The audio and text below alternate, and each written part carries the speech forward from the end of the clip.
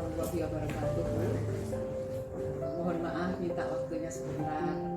Ini kami mewawancarai Ibu dalam kerangka untuk penyelesaian tugas guru penggerak. Ini temanya tentang pengambilan keputusan. Pertanyaan pertama, gitu ya. Selama ini bagaimana Ibu sebagai kepala sekolah, gitu ya, menjalankan pengambilan keputusan, gitu, terutama untuk kasus-kasus di mana ada dua kepentingan, gitu ya, yang sama-sama baik, gitu. Jadi kasus-kasus di mana ada dua kepentingan yang sama-sama benar juga, gitu ya. Untuk kasus ini yang mengandung nilai-nilai kebajikan, gitu. Jadi kayak dua dilema, gitu ya.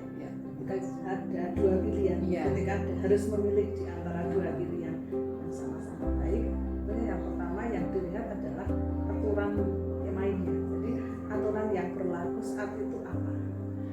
Kemudian setelah melihat aturan yang berlaku, kemudian melihat kemanfaatannya. Kalau itu aturan baik tentunya sama-sama bermanfaat, tapi lebih bermanfaat yang lebih banyak mana.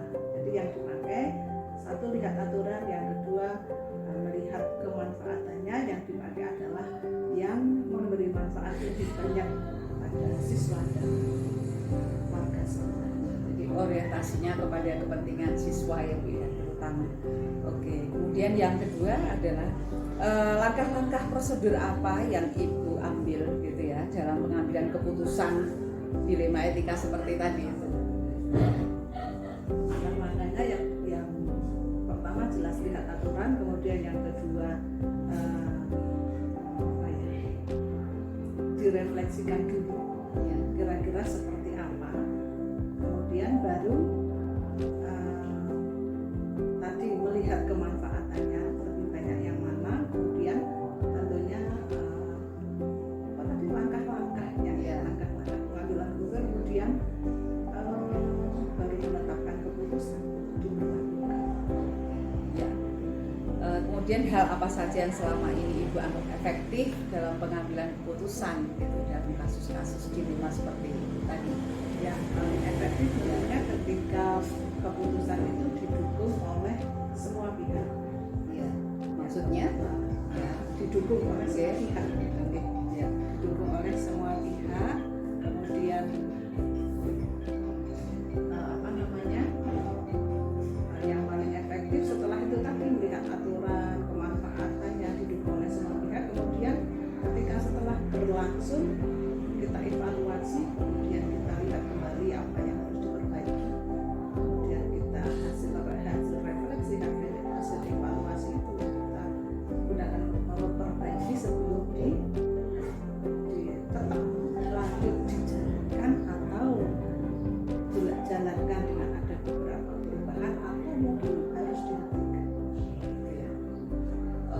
Kemudian tantangannya ada nggak Bu, gitu, dalam pengambilan sebuah kasus-kasus yang dilematis seperti itu? Tantangannya jelas ada, karena setiap keputusan yang diambil kepala sekolah itu kadang tidak sama dengan kepentingan semua warga. Jadi ada beberapa kepentingan warga sekolah, warga ini bisa guru, karyawan, bisa siswa. Kepentingannya nggak sama dengan keputusan yang diambil. Itu tantangannya, itu saya harus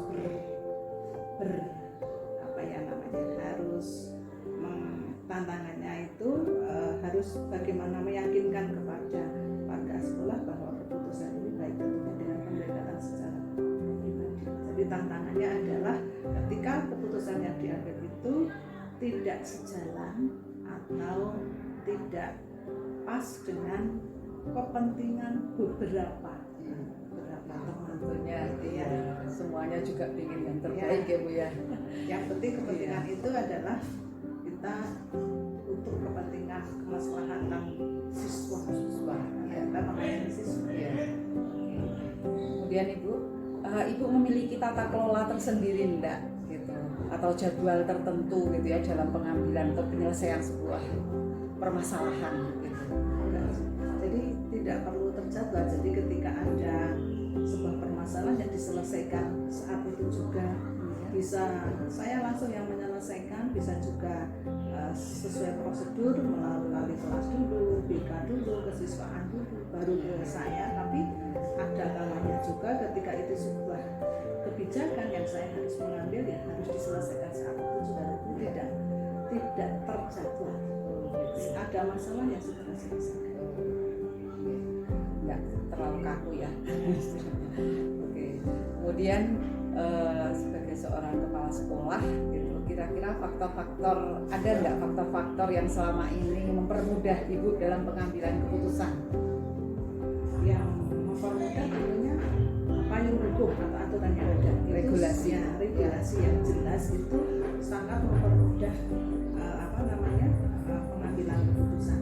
Kemudian selain payung hukum juga dukungan dari teman-teman warga dan sebagainya, serta dukungan dari semua orang-orang yang berniat baik untuk menjadi. Kira-kira dari semua kasus yang Ibu hadapi gitu, hampir setiap hari ya Ibu ya, ada nggak pembelajaran atau pelajaran yang Ibu ambil gitu ketika Ibu harus mengambil sebuah keputusan yang itu seakan-akan sama-sama benarnya? Ya, pembelajaran yang paling saya bisa ambil adalah bahwa ketika menjadi seorang pemimpin itu tidak bisa menyenangkan semua pihak. Pasti ada pihak yang tidak pas, yang kecewa dengan tidak puas dengan keputusan yang diambil. Tentunya oleh karena itu memang kalau ingin menyenangkan semua orang, ya tidak usah jadi pemimpin, karena memang jadi pemimpin itu ya pasti suatu saat akan mengambil kebijakan yang itu mungkin tidak pas bagi seseorang tertentu, tidak pas bagi kepentingan orang atau kelompok tertentu. Yang terpenting bagi kita adalah ending dari kebijakan itu bermuara untuk kebaikan siswa dan organisasi yang kita pilih. Terima kasih Ibu, barangkali itu yang kami ajukan pertanyaan, semoga bermanfaat untuk saya pribadi maupun Ibu, kemudian untuk seluruh sekolah, terutama untuk siswa-siswa kita. Terima kasih. Assalamualaikum warahmatullahi wabarakatuh.